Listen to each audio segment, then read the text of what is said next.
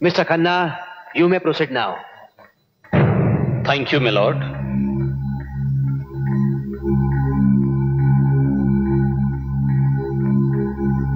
Miss Isha Devi, कोर्टाची पायरी चढण्यापूर्वी तुम्हाला बदनामीची भीती वाटली नाही?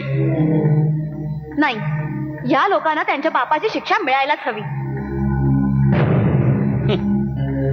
मला वाटतं तुम्ही आणि तुमच्या विद्वान वकील साहेबा कोर्टाच्या आधी स्वतःच शिक्षा द्यायला आतुर झालात, जेलमध्ये पाठवू इच्छितात.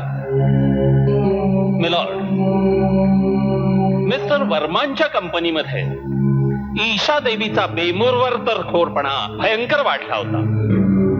कंपनीच्या कुठल्याही डायरेक्टरांच्या केबिन मध्ये ती विना परवानगी सरळ घुसायची आणि तिथे अत्यंत बेजबाबदारपणे वागायची. And height of the situation, 4 एप्रिलच्या दिवशी मिस्टर वर्माजींच्या केबिन मध्ये मिस ईशा देवी बिना परवानगी घुसली. तिथे कुठल्या तरी क्षुल्लक कारणावरून वर्माजींचे मित्र रुद्रप्रताप सिंग यांच्या थोबाडीत तिने मारली. And that was the height of her misbehaviour. Mister वर्माजीने तिला तात्काळ नोकरीवरून काढून टाकलं. तेव्हा मिस्टर वर्मांना शोधत शोधत ती सरळ त्यांच्या फार्म हाऊसवर पोचली. तिथे वर्माजींनी परत कामावर घ्यावं म्हणून त्यांच्या हातापाया पडायला लागली. मिस्टर वर्माजींनी तिला साफ नकार दिला, कारण त्यांना त्यांच्या कंपनीची शिस्त सांभाळायची होती. जेव्हा ईशा देवींच्या हे लक्षात आलं की मिस्टर वर्माजी असं आपलं ऐकत नाहीये, त्यावेळी तिने त्यांना बदनाम करायची धमकी दिली. मिस्टर वर्माजींनी तिला तात्काळ तिथून निघून जायला सांगितलं. त्यावेळी माझ्या सर्व अशिलांना धमक्या देत ती तिथून निघून गेली. पुढे काय झालं हे माहित नाही, पण 6 एप्रिलच्या दिवशी सकाळी पोलिसांकडून कळालं की ईशा देवींनी माझ्या सर्व अशिलांवर बलात्काराचे आरोप लावलेले आहेत. मिस्टर वर्माजी, तुम्ही पहिल्यांदा मिस ईशा देवीला कधी भेटलात? जेव्हा ती माझ्या ऑफिसमध्ये इंटरव्ह्यू द्यायला आली होती. अच्छा. आणि मी तिचं सिलेक्शन केलं होतं. कुठल्या पोस्टसाठी? लेबर ऑफिसरसाठी. म्हणजे दररोज ही शेकडो लोकांना भेटत असणार. होय, तिचं कामच तसं होतं. तिला लोकांना भेटण्यामध्ये खूप आनंद मिळत असे. ती फार ब्रॉड माइंडेड होती, म्हणूनच मी तिला लेबर ऑफिसर म्हणून घेतलं. अच्छा, म्हणजे रोज ती ओळखीच्या अनोळखी अशा शेकडो लोकांना भेटत असणार, त्यांच्याशी हसून बोलत असणार. तुम्हाला म्हणायचं काय आहे? हेच की यांचा पेशाच असा आहे की त्यांना रोज शेकडो माणसांना भेटावं लागतं. ऑब्जेक्शन मिलॉर्ड, यांच्या व्यवसायाचा या केसशी काही संबंध नाही. संबंध आहे मिलॉर्ड. बलात्काराच्या केसमध्ये स्त्रीचा पेशा आणि तिचं चालचलन याचा खूप मोठा संबंध असतो आणि ते जाणून घेणं खूप महत्वाचं आहे. बलात्कार झालाही आहे, पण एक भारतीय नारी भरलेल्या कोर्टात येऊन या बलात्काराच्या चर्चेचं चरबीत चरवण करत नाही. ती लाजेनं आपला जीव देईल. पण मिस ईशा देवींच्या चेहऱ्याकडे बघा. लाज, पश्चाताप याचा लवलेशही त्यांच्या चेहऱ्यावर दिसत नाहीये. या अशा स्त्रिया म्हणजे नारी जातीला कलंक आहेत. आईच्या नात्याला काळीमा फासणारे आहेत, बहिणीच्या नात्याला कलंक फासणारे आहेत, मुलीच्या नात्याला कलंक फासणारे आहेत. I object your honour. I also object the same existence of such women in our society, my lord. अशा स्त्रियांना समाजात राहण्याचा काही एक अधिकार नाहीये, ज्या सगळं करून सवरून वर इज्जतदार आणि देवी बनू इच्छितात. मिलॉर्ड, बलात्कार करणारा आपल्या घरी किंवा फार्म हाऊसवर एखाद्या मुलीला बोलवत नाही किंवा एखादा पुरावाही मागे सोडत नाही, कारण आपण उद्या त्यात फसू म्हणून. मिलॉर्ड, मी न्यायालयाला विनंती करतो की अशा स्त्रीला जास्तीत जास्त कठोर शासन व्हावं आणि माझ्या अशिलांना बा इज्जत निर्दोष सोडून द्यावं. That's all your honour. Mrs Gupta, you may proceed now. Your honour, वकील साहेबांच्या नजरेत एक इज्जतदार भारतीय नारी तीच आहे जी यांचे अत्याचार सहन करूनही गप्प राहते, कुठलीच कंप्लेंट करत नाही. त्यांच्या नजरेत देवी तीच आहे जी न्यायालयाचा फास गळ्यात बांधून घुसमटून मरून जाते, एक अश्रूही ढाळत नाही. देव न करो उद्या जर कुणी वकील साहेबांच्या बहिणीची अब्रू लुटली तर आय ऑब्जेक्ट युअर ऑनर. तेव्हा तुम्ही काय करणार? त्या बिचारीचं तोंड बंद करणार? तिला न्यायालयाचा दार ठोठावायला नाही लावणार? I strongly object your honour. Objection sustain. No personal remark please.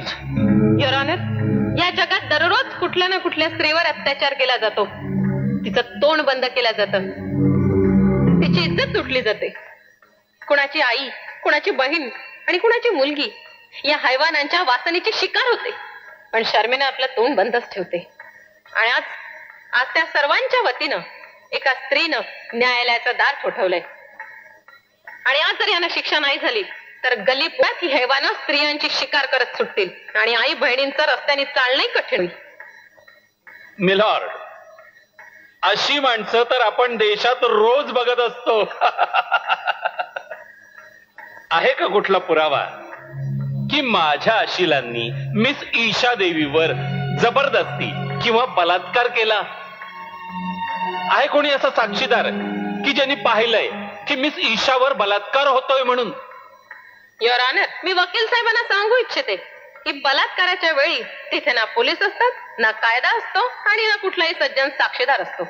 जर यापैकी कुणी उपस्थित असतं तर बलात्कार झालाच नसता. जज साहेब, मला काही सांगायचंय. परवानगी आहे? परवानगी आहे तुम्हाला. जज साहेब, आज मला तुमच्या कायद्याला एक प्रश्न विचारायचा आहे. जर एखाद्या सत्याला कुठला पुरावा नसेल, कुठला साक्षीदार नसेल, तर ते सत्य सत्य नसेलच.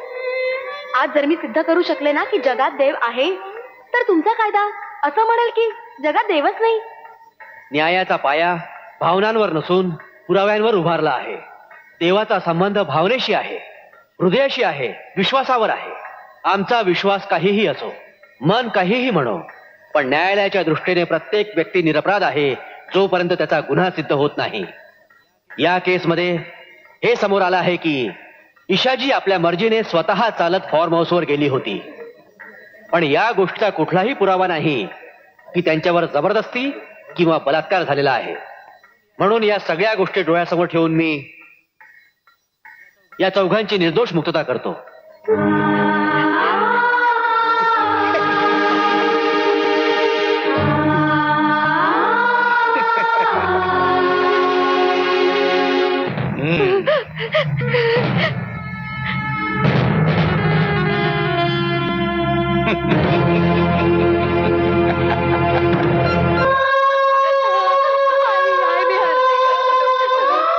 तुम्ही सगळे जिंकलात. जा तुम्ही सगळे, तुम्ही निघून जा. मी तुम्हाला काहीच बोलू शकत नाही. आई, मी आईच ठरलंय ग. आई, मी ठरलंय ग. आई, चालतो ग, सगळं ठीक होईल.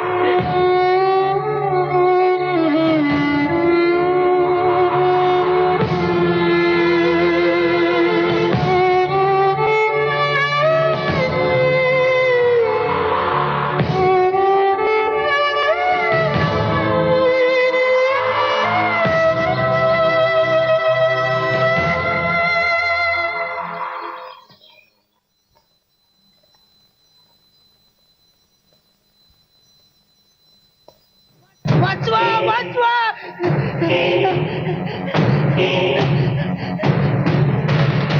मला वाचवा वाचवा मला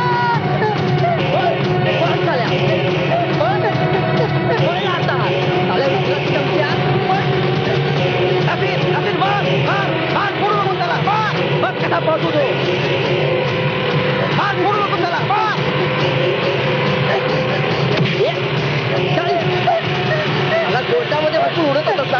आता पण आता तुला थांब दाखवतो तुझ्या आईच्या गावात चाल्या. नाशिक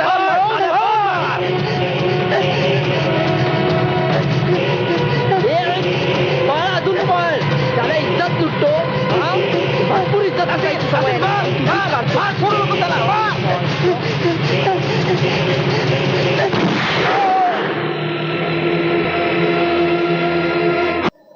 हे बघ मेहरा, हे बघ माझ्या टेंडरचं काय झालंय. हे बघ माझं काम झालं तरच तुला कमिशन मिळेल, लक्षात ठेव. हे बघ मी तुझं पुन्हा ऐकणार नाही. हे बघ माझं नाव वर्मा आहे, लक्षात ठेव. आता पुन्हा तुझं मी ऐकणार नाही.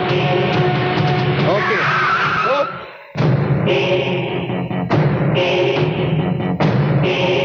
हे!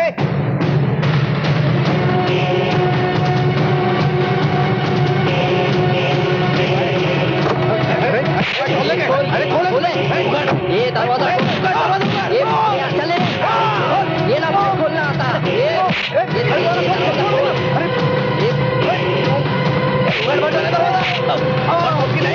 दुसऱ्यांच्या आया बहिणींना आपला बापाचा नाव समजतो.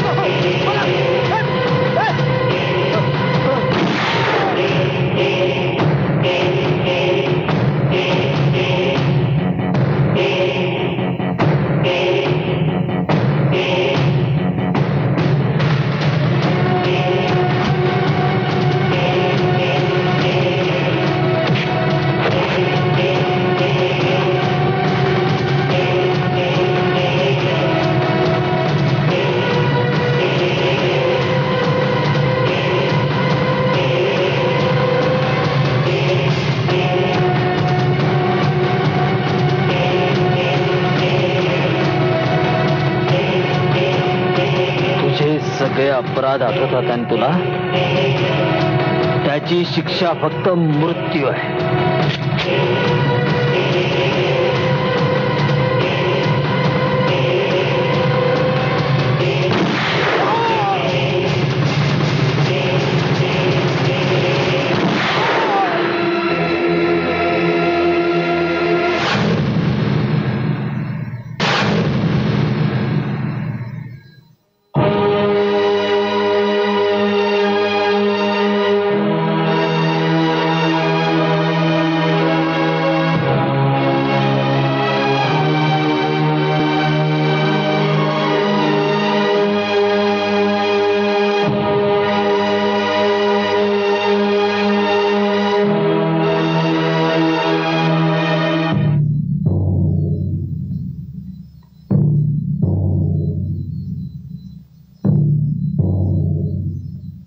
माय लॉर्ड, ज्या गुन्ह्यासाठी आम्हा सगळ्यांना या कटघऱ्यामध्ये उभं केलेलं आहे ते चारही खून आम्हीच केले. मला माहिती आहे आम्ही चुकीचे वागलो, आम्ही गुन्हेगार आहोत. जज साहेब, आम्ही तर जन्मताच बेकार होतो. आम्ही कशाला जगतोय तेच माहिती नव्हतं आम्हाला. ती ईशा होती ना, ईशा, तिने आम्हा सर्वांना फुटपाथवरून उचलून चांगल्या मार्गी लावलं. पण सांगा त्या हरामखोरांनी सगळं मातीत मिळवलं. पहिले 9 महिने सतत आम्ही त्यांच्याबद्दल चौकशी केली, तेव्हा आम्हाला कळालं आमच्यासारखी बरीच लोक आहेत ज्यांना त्यांनी फसवलंय. आम्ही जो गुन्हा केला आहे तो फक्त ईशावर झालेला अत्याचार आणि अन्यायाचा बदला नव्हता. आम्हाला अंकुश आणायचा होता या समाजावर. आम्ही विचार केला की हाच शेवटचा आणि बरोबर मार्ग आहे.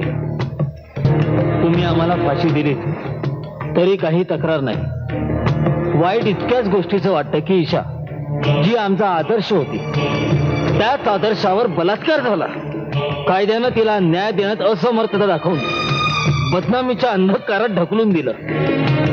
तेव्हा आम्ही हे घोषित केलं की आम्ही आमच्या पद्धतीनं प्रतारित आदर्शाला न्याय देऊ. आम्ही त्या सैतानांना मारून समाजातली घाण साफ करण्याचा प्रयत्न केलाय. पण ही परिस्थिती दारुण आहे जज साहेब. मी तुम्हाला विनंती करतो जज साहेब, हा जो आपला कायदा आहे हा अपूर्ण आहे. त्याला आणखी मजबूत बनवा, जेणेकरून आमच्यासारखे तरुण भावनेच्या भारात कायद्याला हातात घेऊ. मी आपल्याला विनंती करतो, तुम्ही समाजाला असा अंकुश लावा की समाजातून नेहमीसाठी तिरस्कार संपायला हवा, अगदी संपूर्णपणे. मी आपल्याला हात जोडून नम्रपणे हीच विनंती करतो जज साहेब. सगळे पुरावे आणि साक्ष लक्षात घेता कोर्ट या चौघांना फाशीची शिक्षा देत आहे.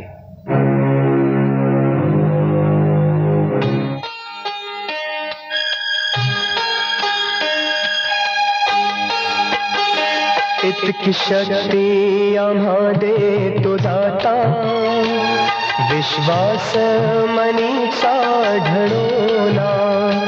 इतकी शक्ती आम्हा देतो दाता, विश्वास मनीचा ढळोना. सन्मार्गे चाललो आम्ही, चूक हातून कुठली घडोना. इतकी शक्ती आम्हा देतो दाता, विश्वास मनीचा ढळोना. सन्मार्गे चाललो आम्ही, चूक हातून कुठली घडोना. इतकी शक्ती आम्हा देतो दाता, विश्वास मनीचा ढळोना.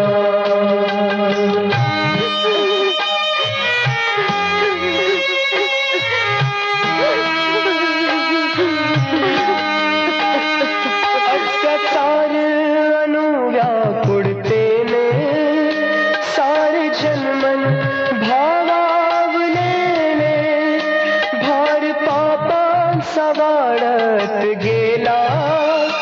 धरणीला असह्य तो झाला, जर नाही भार हा हलका. नष्ट होईल सुंदर तव रचना. सन्मार्गे चाललो आम्ही, चूक हातून कुठली घडोना. इतकी शक्ती आम्हा देतो दाता, विश्वास मनीचा ढळोना.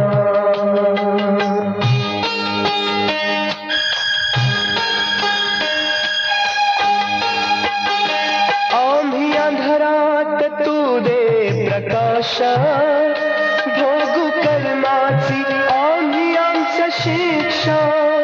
मृत्यूलाही कवटाळू आनंदे, काल घडले ते पुन्हा ना घडावे. मृत्यूलाही कवटाळू आनंदे, काल घडले ते पुन्हा ना घडावे. सन्मार्गे चाललो आम्ही, चूक हातून कुठली घडोना. इतकी शक्ती आम्हा देतो दाता, विश्वास मनीचा ढळोना. सन्मार्गे चाललो आम्ही, चूक हातून कुठली घडोना.